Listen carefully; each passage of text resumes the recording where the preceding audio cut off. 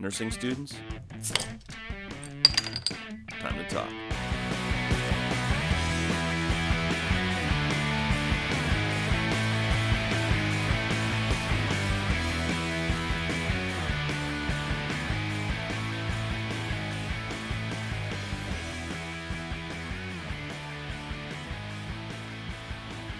Welcome to the Real Talk School Nursing Podcast with Michael Smith. I'm your host, Punxsutawney Phil. As you know, this past weekend I predicted an early spring, but with January having 74 days this year, it should almost be summer. So, you're welcome. So the first thing I want to talk about is my very first nursing school exam. And really the only thing that you need to know about my very first nursing school exam was that it went badly. Like, really bad. So first, they only spoke about NCLEX-style questions while they never actually told anybody how to read them.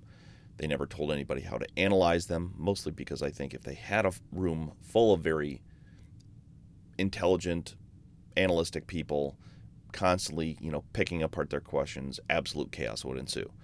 They never explained how to answer them or what they're really looking for or how they're formatted. And it's difficult to understand the way individual instructors ask questions too. And I don't think most nursing school instructors write questions nearly as good as they think they do. And understanding what kind of information or what type of principles are a priority to that particular instructor, and then finally learning to separate the wheat from the chaff, the important from the unimportant while preparing for an exam is a very difficult lesson to learn. So move forward to my farm course just this last semester. It's my last full semester was this last fall because I have a J term and then I have like this little weird 8-week course that they're trying to stuff on the syllabus. They're trying to stuff like 16 weeks of stuff into 8 weeks. So it's not really a half term. So I was in my farm course, and again, I struggled with the nurses instructors on what was important. And here's the example. We got a study guide that was literally an outline of everything that was taught. And I was not the only one who was distressed by this. I'll tell you exactly how many slides there were. So 87 of the slides, for example, of the 421 slides for exam 1, 21% of the material that was supposedly being tested, and we got one question of 32 questions, one question on antimicrobials or anti-infectious medications. So that's your cephalosporins, that's your penicillins, that's your Zithromax, all of those medications. There was one question, and I couldn't even tell you what it was on. It was probably some, super generic question, and it was just out of 87 slides. And then there was one medication of the CNS disorder medications. They got 3 or 4 questions of 32. So, a huge disparity on okay, well, if you're going to do 87 slides on this one subject, of 6 subjects, I think. So most of our PowerPoint presentations are usually between 80 and 100 slides. So, sometimes there's a real short one. I think like Intro to Farm Principles or something like that was 30 slides. So there was 421 slides being tested for this exam. And if you're going to spend 87 slides explaining something, then in my mind I was like, okay, well, that's a big portion of the overall material, and something that all of us will encounter at some time in our nursing career. So, it's an important thing to learn. And so I really dug in. And to have one question come out of that was just mind-boggling and very frustrating. So my point is, it can be very chaotic, and you don't always know what's coming, and it's very, very difficult to prepare for everything. It's nearly impossible to do. So I tried to speak with my instructors. So one instructor was brand new. And when I say brand new, like the previous instructor had quit or stepped away from that role or whatever you want to say it 4 weeks prior to the start of the term. And they had nobody to teach it. My program thinks it's really important to have pharmacology taught by a pharmacist, a doctorate of pharmacy. So, all the instructors have to be PharmDs, or otherwise you just can't learn or something. And so they hired this person in 2 weeks, brought him on board. This is their first teaching gig ever. And, they're not an educator. They're a PharmD. And so they came in and they didn't even understand how D2L worked. So they brought in another more experienced instructor just to handle the admin part of it. So we had 2 instructors, and one instructor, if she got back to you at all, it was usually too late, and it was something very, non-committal, like didn't answer your question. Like you could ask a question as direct as you wanted to, and they would never get back to it. They would never get back to you in the way that you asked the question, which was really frustrating. And the PharmD, again, nothing against her. I have no problem having a young new instructor, because they have to learn somewhere, right? Like you have to give them that grace. You have to give them time to mature. And I don't have a problem being that, but you have to format your class in such a way to allow for those kinds of things to happen, because it's impossible for you to teach a class the same way with the same standards if you're new as somebody who had been doing it for several years. And that's basically what happened.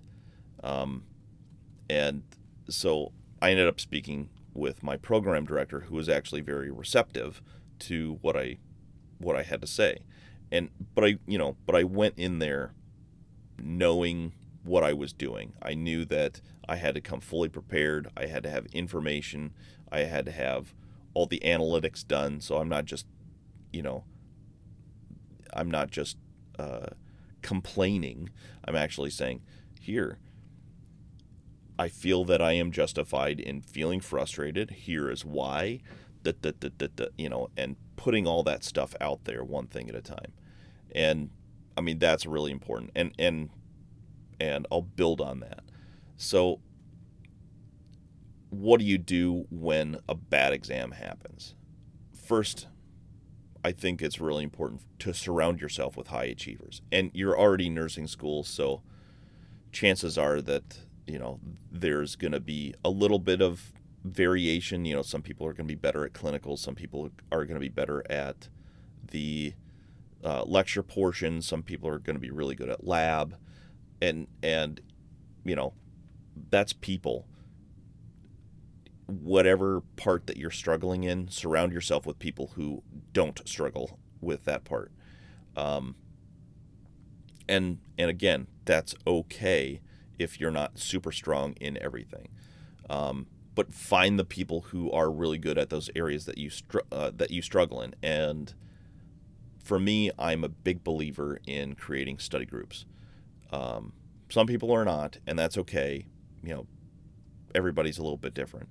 But the most important thing, if you create a study group, is to stay focused while you're in those study groups, and don't fall into the trap of letting them become a complaint session or a social hour, or those who want to get something out of it won't come again, and then you're just doing individual studying. And if you think that group studying will help you, that's the fastest way to make sure that you are studying by yourself as soon as possible. Lastly, if an exam doesn't go right, talk with your instructor one-on-one. Find an instructor that you seem to have a good relationship with, or at least the beginnings of a good relationship with, and build rapport with them. Ask for help. Ask to review your exam. Ask them to explain the answers to the questions you got incorrect. And in that first meeting, until you have like a super solid relationship with that instructor, shut your mouth. Listen to them. Let them be right, even if it costs you some points, even if you completely, vehemently disagree with their assessment and with the question and you're super frustrated by it. I'm telling you, like, even if it costs you a couple of points, even if you don't get any points back, build rapport with that instructor. I've had two, well, say, I've had between 2 and 3 really bad exams, like, 2 really bad exams and one, really should have done better on that one, but, whatever. Stuff happens, get it, get back after it the next time. But I've never asked for a single point back on any exam. But instead, I built a really great relationship with one of my instructors and had a strong ally within the faculty, and that has served me 1,000 times better than a handful of points would have been. And let me tell you, nursing students are not low stress people, and nursing school isn't a low stress experience. So nursing instructors constantly have this barrage of people. Oh, I want the point back. I want this point back, this and that and the other thing. And, that can go on forever for them. And I think it's really important that you understand that if you just turn into another one of those complaining students, that's what you're going to get labeled as. And like, that's going to be really hard to shake. So, make sure that I think you are better served by having and building a good relationship with at least one instructor than asking for points back constantly. So after a bad performance, I don't care what the reason is. I don't care. You got to get past it. It doesn't matter if you were, you came out of clinical an hour before the exam and didn't get a chance to study because you had clinicals the 5 days prior and you have 3 sick children and your dog died and your grandma went to the hospital. Like, it doesn't matter because they don't care. And you have to get past it. And I don't mean that I don't care in that I don't feel sympathy or empathy for the situation that you're in. But in terms of getting through nursing school, it doesn't matter. So you have to get past it somehow. Whatever you got to do, you got to shake it off, get over it. It's done. Do better on the next one. And so what I did to manage that stress was I built a grade book.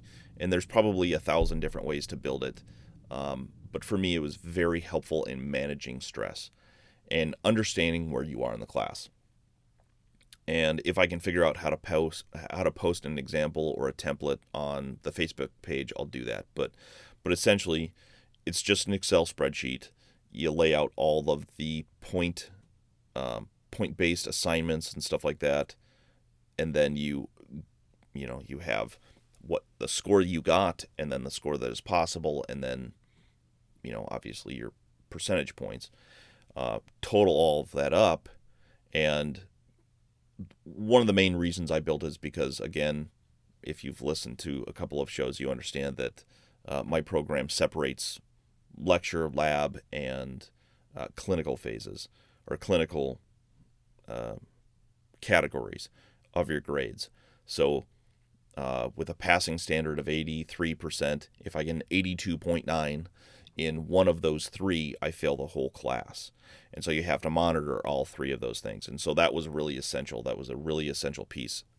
So basically I had 3 different grades for a single class, and then, it had an overall. But I built that, and then, I could kind of go, okay, well, if I get the minimum score in order to pass, so if I say, okay, well, I got an 83% on each one of these assignments, and if I do a little bit better about it, then I can go, okay, add that point, and then for the final exam, I would take a point away from there, so I'm still maintaining that 83% minimum prediction score at the for the end, And that was actually kind of fun because it was like, I got a 5 out of 5 on that quiz instead of a 3 out of 5 that I predicted, or, whatever it is. And like, that's just the way you do it. And so at the end, it'd be like, get down to the final exam and be like, all right, I can get a 67% on this exam and still pass. And hey, that's really great news. So, yep. You manage fear with information. You manage fear with knowledge. And I think if you provide yourself with that knowledge, I think you're going to be very well served. Sponsoring this segment of the Real Talk School Nursing podcast is NRSNG.com. Go to the Real Talk School Nursing Facebook page or Twitter feed and click on the link to get your $1 trial. I found NRSNG.com as a first-year nursing student, did my trial, and was hooked. Since then, NRSNG.com has added tons of great content and continues to add more. NRSNG.com is a complete education platform for nurses and nursing students and includes audio and video courses, cheat sheets for referencing information quickly and easily, a mobile app, a huge question bank, and a solid simplex. NRSNG.com is a complete solution. Not just preparing students for a test, NRSNG.com provides a home base that members can reference anytime as a nurse. Go to the Real Talk School of Nursing Facebook page or Twitter feed, click on the link to get your $1 trial. That's NRSNG.com, and don't forget to use the link on the Real Talk School of Nursing Facebook page or Twitter feed. All right, guys. Well, welcome back to it. Oh, wait a minute. Sorry. Ben and Greg, relax. It's just a Diet Coke. Nothing to get super excited about. But, hey, welcome back. Speaking of tests, I think it's worth going through, again, running through the NCLEX numbers. It's important. So let me start at the very beginning. The very first stat that you need to know. 90% of those who are educated in the U.S. and are taking the test for the first time pass the NCLEX. Again, let me repeat that just for clarity. If you took nursing school in the U.S. and you're taking the test for the first time, you have a 90% chance of passing. That's nationally. So the real test is 60 questions. So if the test stops at 75 questions and you missed all 15 of the validation questions, that's 80%. It's virtually impossible for you to get a 60 out of 60. Okay? So let's just go with that right there. So the score you receive on your NCLEX-RN is called a logit, which is like a unit of measurement that compares your ability to answer questions to the difficulty of the questions. So the harder the questions you're getting, the higher the logit score. So if you're getting a lot of multiple guess questions, or choose all that apply, or the harder end questions, the more complex questions, the higher the logit score is going to be. So according to one of the more recent releases from NCSBN, the passing logit for the NCLEX-RN through 2022 is 0, right? So basically, that means that you need to be answering the medium difficulty questions correctly 50% of the time in order to pass. So since the NCLEX gives different people different questions, it doesn't just rely on a simple score. Instead, the test calculates a confidence interval for what your logit score is. So they're going to keep giving you questions until they're sure that your ability is above the passing standard. And so this means that you don't know how many questions you're actually going to see in the NCLEX, and but you're not going to see any fewer than 75. And again, it's 15 experimental or validation questions they're trying to validate. So 15 experimental questions and 60 actual questions that are being scored. Or you could get as many questions as 265. But you'll see enough for the test to be at least, I think it's a 95% confidence level that your real ability is above the 0.00 logit score in order to pass. But let's say, for ease of understanding, that you get 5 hard questions and 55 medium questions, and the test shuts off at 75 questions. You basically need 36 questions correct to pass. That makes sense, right? though, because of the 15 experimental questions, if you got a 36 of 60, that's 60%. But realistically, you answered 75 questions. And if you got just 36 correct, that's a 48%.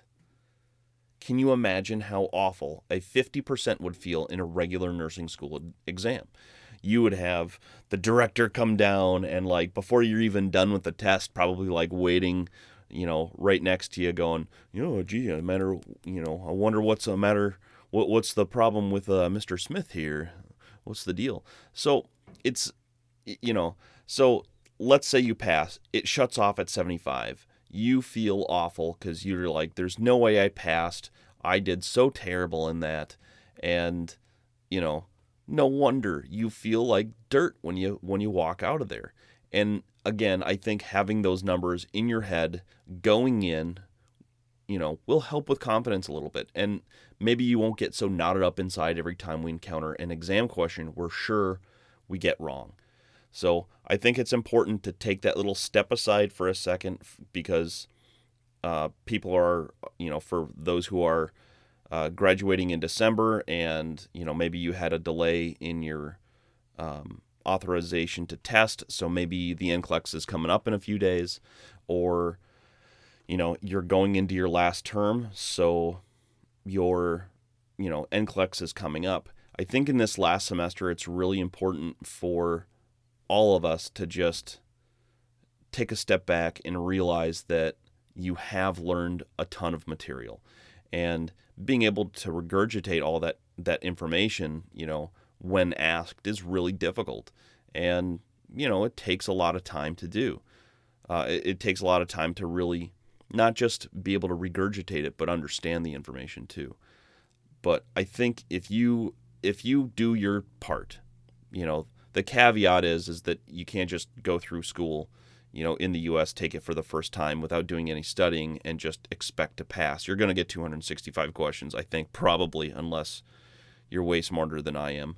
I'm planning on taking at least 5 weeks, at least 4 weeks, depending on when the schedule is, because you can't see what the dates are for the test until you have your authorization to test, and then you schedule it. But neither here nor there. Let's say you get a 50%. Like, think about if you have a quiz. You have a 10-point quiz and you get 5. You're, like, seriously questioning your ability to be a nurse or a nursing student. Like, and that's okay. These are going to be very hard questions. If you've done UWorld, if you've done Kaplan, if you've done any of the other study bodies, if you're using NRS-NG Academy, then you understand that these questions are really hard and take a complex set of skills and knowledge in order to answer correctly. And they're hard.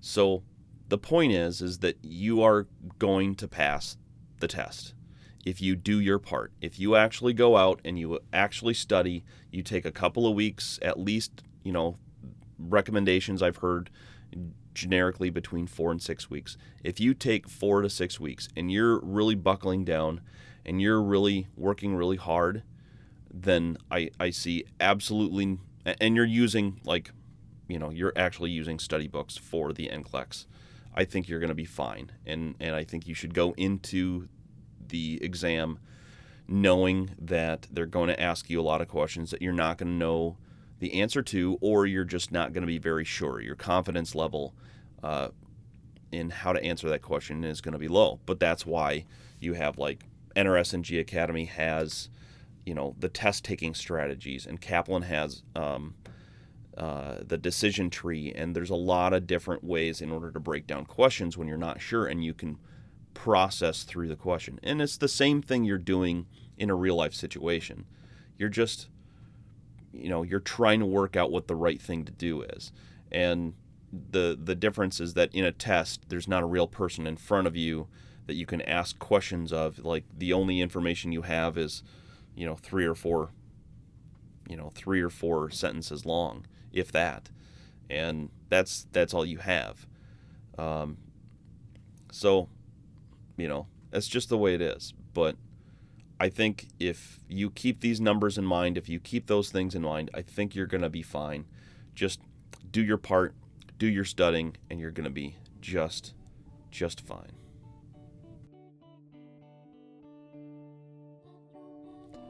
Sponsoring this segment of the Real Talk School of Nursing is Mike and Bonnie's Snow Shovel and Driveway Salt Emporium.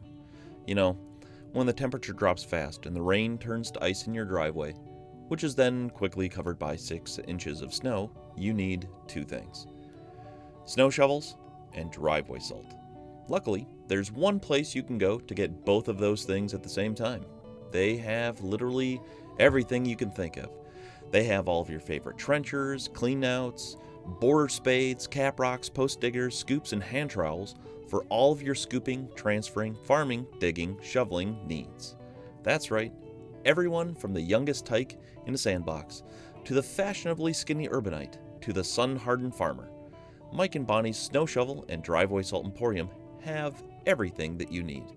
So stop by Mike and Bonnie's Snow Shovel and Driveway Salt Emporium off Route 44, where the only thing that's deeper than the holes you can dig with their shovels is the discounts.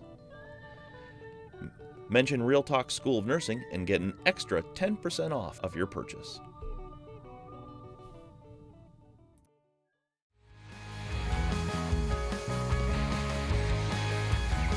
All right, guys, one last little segment here, and then I got to split to get to class. So this is my very first class of my very last term in nursing school, and it's pretty exciting. So what I want to talk to you about is something that a couple listeners wrote in asking about how to manage time. And one of the things that helped me a lot from the very beginning was something called backwards planning. So let me explain. So you start with a goal.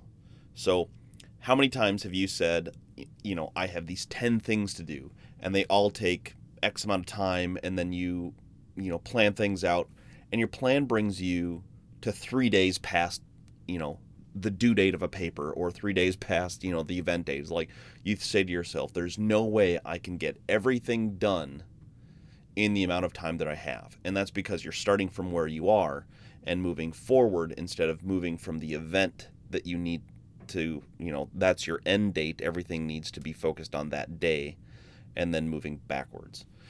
So start with the event, start with the goal. And for an example, let's say you have a test next Wednesday at 8 a.m.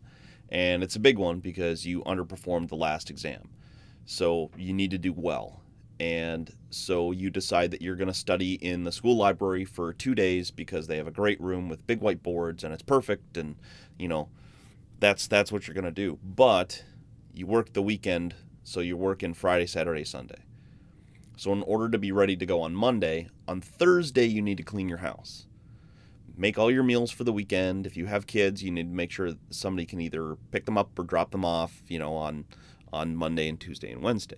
Because here's what happens, not to me, of course, but I know that I'm going into school on Monday or Tuesday. So on Thursday, I study and write papers. On Friday, my mind is completely dedicated to work. I come home and I sleep for a couple hours, and I'll, try to write a little bit of paper, and then I'll sleep for a longer period of time after work on Saturday. And then on Sunday, I get home and I'm basically asleep for like 8 to 12 hours.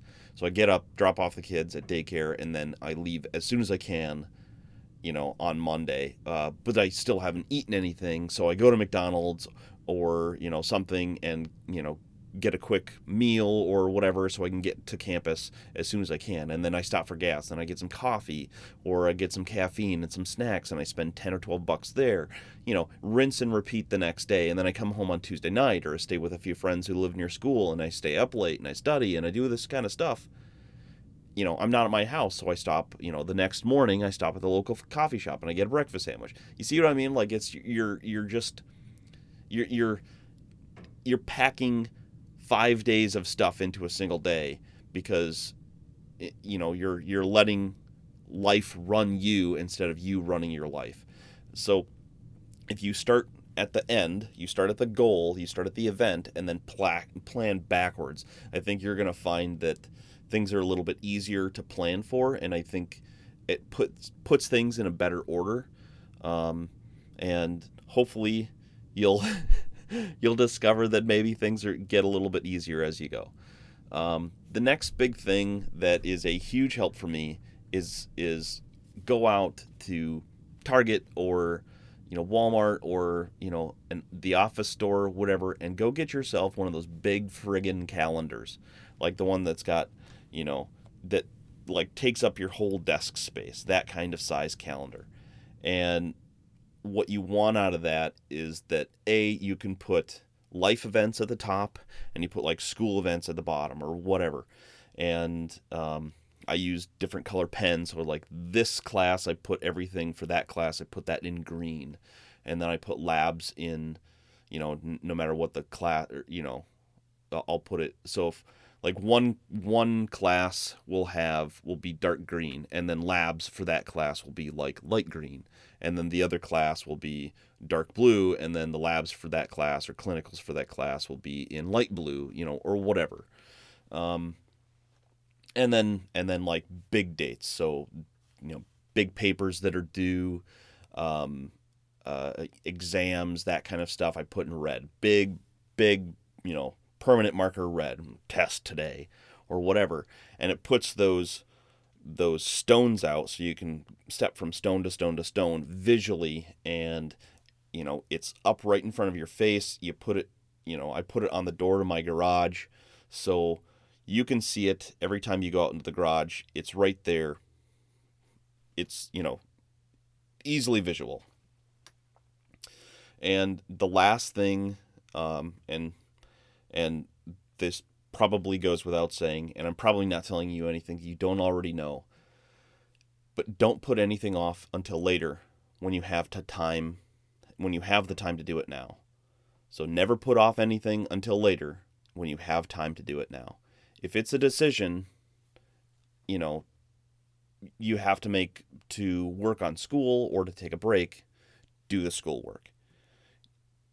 I remember when I graduated high school, the principal would be like, I never heard anybody complain about, I wish I had partied more. And I'm like, well, I kind of wish I had, I wish I had taken more, had a little bit more fun in high school and stuff like that. But, in nursing school, you are never, ever going to regret spending more time than you anticipated doing schoolwork. It's never going to serve you poorly.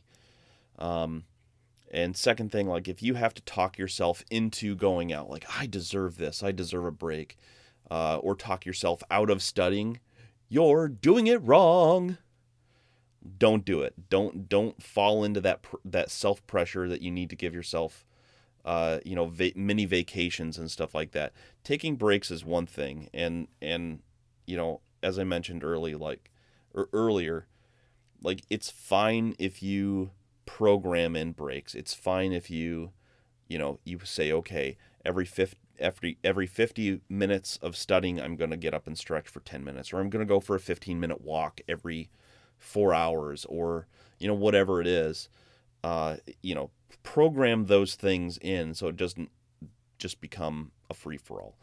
It's really important that we stay focused. It's really important that we stay organized, and it's really important that you graduate.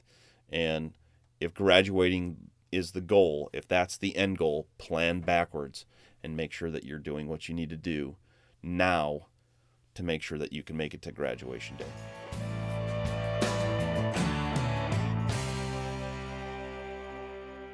It was awesome chatting with you today. I had a lot of fun, and I'm really excited to keep this podcast rolling and help more nursing students just like me get through this fun we call nursing school.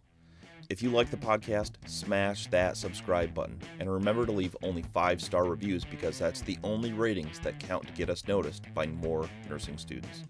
So go to wherever you download podcasts, subscribe, rate us, review us, write into the show at realtalknursing@gmail.com, or go on Facebook and use Messenger or even Twitter. And please share the show with other nursing students.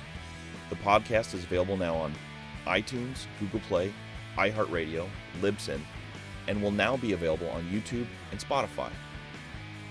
Links to listen will be sent out over Facebook and Twitter, so share them with your classmates. More listeners means more and better content.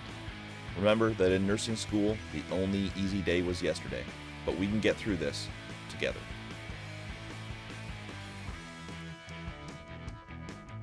This Real Talk School of Nursing podcast is a BKD production, produced by BKD, in loving memory of Michael Doc Thompson. Six Semper Tyrannis. Good night, Steve Cannon, wherever you are. Anyang, now, you go home.